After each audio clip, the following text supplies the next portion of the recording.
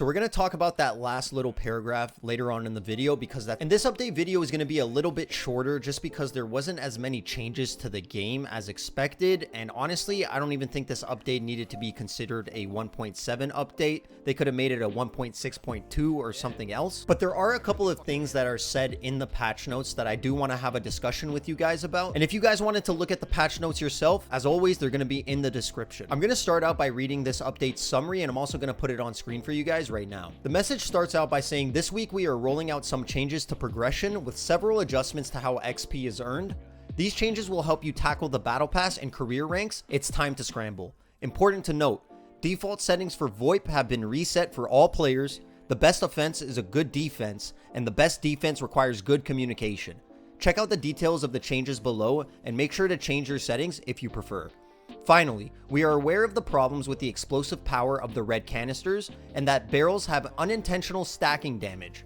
You can expect a fix to these issues in the next major update. So we're going to talk about that last little paragraph later on in the video because that's a huge change coming to the game. But first I want to go over the content and bug fix changes that they've made to the game, and then we're going to talk about the progression changes. We start out with the biggest change throughout this entire update in my opinion, and that would be Embark disabling the Dead Go Boom game show event. And the developers even added a note stating, "We feel this event punishes melee users too much at present. So we're disabling it for now. We're hoping to return it to the game after a rework at some point in the future." Now, if you guys don't know what Dead Go Boom is, most of you who play the finals may, but if you guys haven't realized actually what it does, when the Dead Go Boom event would start, if you would die, no matter where your totem would be, after around 1 or 2 seconds of it being there, it would explode. And I can't tell you how many times me and my teammates would even calm that Dead Go Boom is going on, and subconsciously we would still run into totems and blow up. I personally was indifferent to the Dead Go Boom game event. I didn't think it was great, but I also didn't hate it. There were a lot of situations where we would end up getting wiped and Dead Go Boom would actually save us, and vice versa. We would wipe a team and Dead Go Boom would save them. So I can definitely say I've had my moments with Dead Go Boom where I just want it to be completely removed, and then I've had moments where I say don't remove it because it's actually saved our asses. Let me know your guys' thoughts and opinions on the Dead Go Boom removal in the comment section down below. I'm genuinely curious how the community feels about it. The next change we have to the game is more of a quality of life change, and that would be adding a play again button at the end of round sequence, allowing players in a party to quickly get into another match. Like I said, not the biggest change in the world, but it's also a very good quality of life change, as you don't have to go back to the main menu to queue for another match. And the last thing we have in the content and bug fixes section is to VoIP. They set VoIP to be enabled by default on PC with push to talk set as the default input, and they set VoIP to be enabled by default on console with voice activated set as the default input. And the dev note that they left about this is super important, and I believe every solo player or every player that plays by themselves in ranked should take a look at this. It states, "We want to encourage more team play in matches, and enabling VoIP for all players is a part of that effort. Players can disable VoIP via settings. We previously made this change in update 1.5 for new players and saw positive results." So in my opinion, what Embark is trying to essentially tell the solo players or the people that play maybe in a duo queue in ranked is to start communicating with the team more. I can't tell you guys how many people have come into my stream